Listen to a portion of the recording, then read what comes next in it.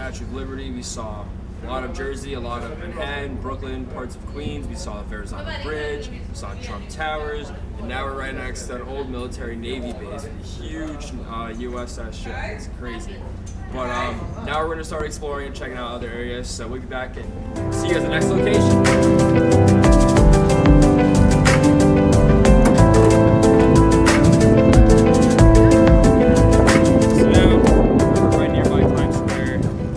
The High Line, we're nearby 34th Street, so it's kind of cool exploring the city, but my mom just called me and haven't seen her in a little bit, so I kind of miss her.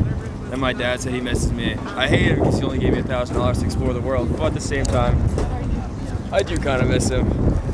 But so now we're just gonna walk around. We're gonna go check out more Times Square, see what's going on, and possibly explore the USS Navy ship, and we'll see what's going on.